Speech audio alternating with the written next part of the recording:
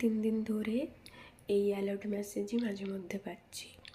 এই alert message আসলেই ভয় লাগছে, কারণ এটা আসা মানেই অ্যাটাক হবে।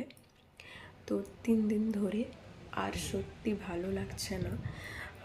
একটা ছোট বাচ্চা নিয়ে ঘরের মধ্যে এভাবে চোখের সামনে দেখা, তো অভিজ্ঞতা তো নেই, তো আমার সত্যি ভয় লাগছে। আজ সকালেও একবার হয়েছে অ্যাটাক।